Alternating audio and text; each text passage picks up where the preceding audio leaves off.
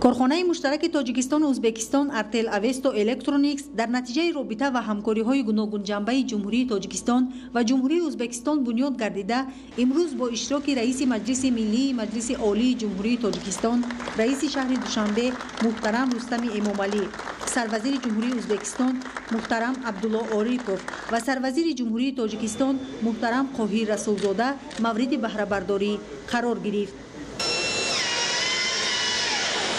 کارخانه ارتل اوستو الکترونیکس در دایره سفر دولتی پیشوای معظم ملت به جمهوری ازبکستان سال 2018 و به امضارسانی یک قطار حجت‌های همکاری در ساحه‌های گوناگون از طرف شرکت وطنی اوستو گروپ و شرکت ازبکستانی ارتل انجینیرینگ اند منیجمنت بنیاد گردیده است.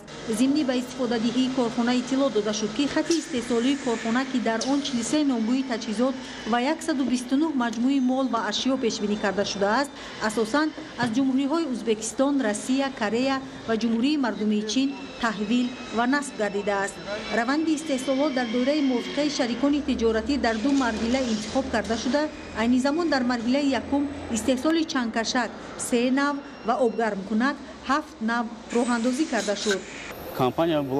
کارخانه ارتل اوستو الکترونیکس سال 2019 در شکل جمعیتی دارای مسئولیت محدود با فایز برابر بین دو شرکت تشکیل کرده شد. موافق نقشه استحصالات در دو مرحله صورت می‌گیرد. در مرحله یکم پوره استحصال دو نامگو محصولات چنگکشک و آبگرکنک جاری کرده شده است. در مرحله دوم باشد استحصال ماشین جامه‌شویی و تلویزیون به راه مانده می شود. ما کوشش می نماییم که هنگام جریان استحصالات به صفت محصولات تیار شونده توجه اساسی داده شود. محصولات استحصال شونده دارای مهلت کفالتی 3 ساله می باشد که برای خریدار و استفاده برنده مفید ارزیابی می گردد. در کارخانه مذکور 130 نفر کارمند با جای کار دائمی تامین گردیدند که بیشتر آنها متخصصان محلی می باشند. اکثریت کارمندان سال 2019 برای تجربه آموزی به شهر تاشکند جمهوری ازبکستان سفر کرده با ترتیب اداره کنی تکنیک و تجهیزات های خط استحصالی و استفاده بری ثمرناک اشیاء خام از نزدیک شناس شده. ما در این خط خود چنگکشک های 03 مدل 0316 استحصال میکنیم. چون که میبینید بندوبست این چنگکشک ها پوره در این خط ما وصل میشود.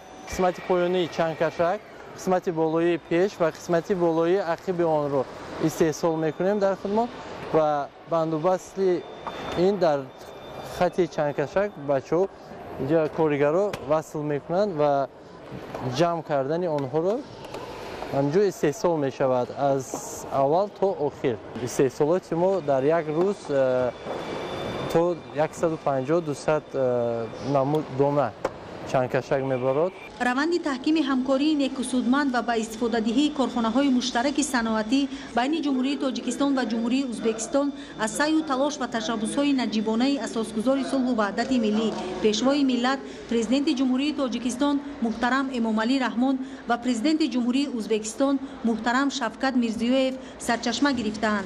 سروزیر جمهوری ازبکستان محترم عبدالله عاریپوف اظهار داشتند که با به کار شروع نمودن کارخانه مذکور شرطنامه های دیگری همکاری با دیگر شرکت و مال استحصال کنندگان وطنی جهت از بازار داخلی دسترس نمودن محصولات خام استفاده شونده به مانند خریداری، بارپیچ‌ها با درج سوراخ‌ها و مکان استحصالات با زبان دولتی و دفترچه استفاده بری و کفالتی با زبان دولتی بسته می شوند.